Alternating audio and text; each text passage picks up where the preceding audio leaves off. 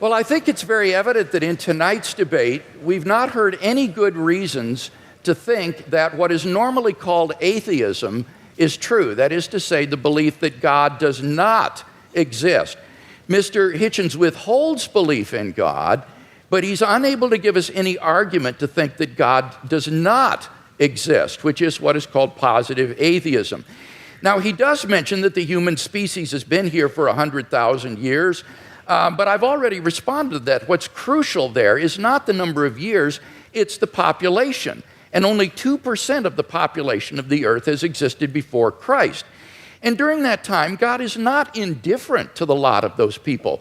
Rather, he is preparing humanity, preparing the world for the advent of Christ so that in the fullness of time, Christ would come into the world. And those people who lived apart from Christ, God cared for them as well and provided for them. The Bible says, ever since the creation of the world, God's invisible nature, namely his eternal power and deity, has been clearly perceived in the things that have been made. Paul says that from one man, God made every nation of men, that they should inhabit the whole earth. And he determined the times set for them and the exact places that they should live. He did this so that men would seek him and perhaps reach out for him and find him, for he is not far from each one of us, for in him we live and move and have our being. So that those who lived before Christ were covered by the death of Christ, they were covered by his atoning sacrifice, and God will judge them on the basis of the information that they had in their response to general revelation. Similarly, for those who haven't heard of the gospel yet today, they will be judged on the basis of the information that they do have and how they respond to that. And aren't you glad that you don't have to judge them? You can leave this up to the hands of a just and holy and merciful God who will judge people on the basis of how they respond to the revelation that they do have. So we've not heard any argument tonight that God does not exist. Now, by contrast, I've given 5 arguments to show that Christian theism is true. First, we saw the cosmological argument. Mr. Hitchens has not disagreed with either of the premises of this argument, and so we have good grounds for believing there's a personal creator of the universe.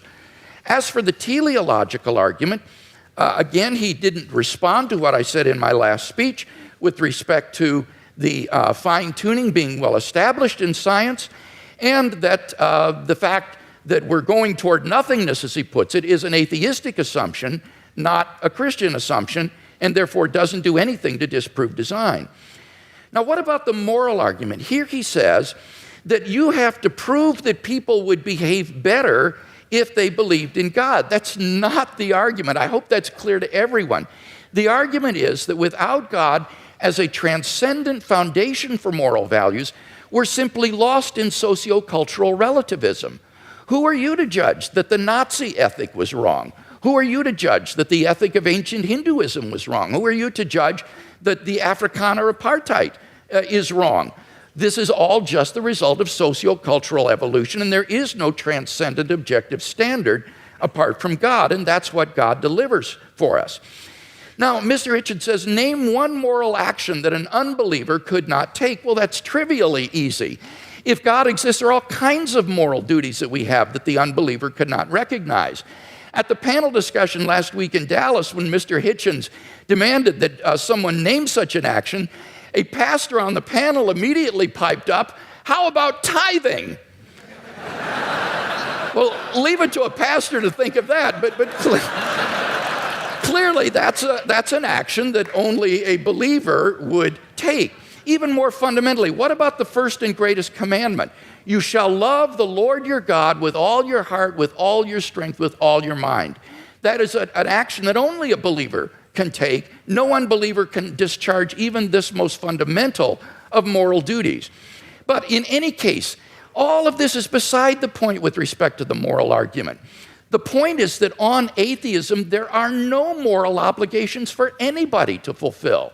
In nature, whatever is right, and Mr. Hitchens is unable to provide any sort of objective foundation for moral values. Massimo Pigliucci is a philosopher of biology. This is what he has to say. He says on atheism, there is no such thing as objective morality. Morality in human cultures has evolved, and what is moral for you might not be moral for the guy next door, and certainly is not moral for the guy across the ocean. And what makes you think that your personal morality is the one and everybody else is wrong?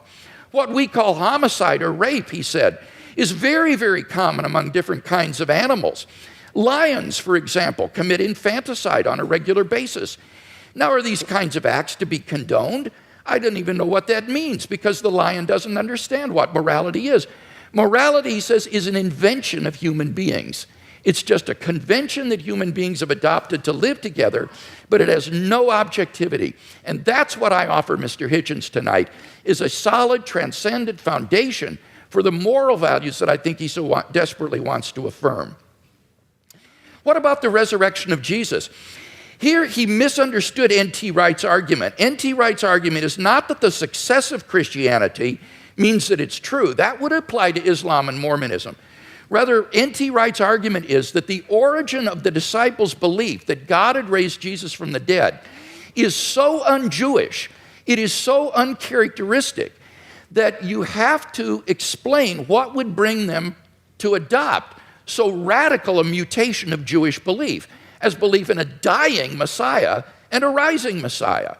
And he says the only thing he can think of that would explain this is the empty tomb and the post-mortem appearances of Jesus.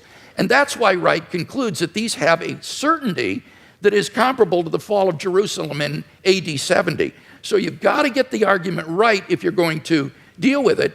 And in fact, I think the only explanation of these facts is the one the disciples gave, that God raised Jesus from the dead. Finally, the immediate experience of God has remained untouched. God is real to me, and unless I'm delusional, I'm perfectly within my rational rights to believe in God on the basis of this experience, just as I believe in the reality of the external world or the reality of the past on the basis of my experience. So I think in sum we've got 5 good reasons for believing that Christianity is true, no reason to think atheism is true, and therefore I think Christianity is clearly the more rational worldview.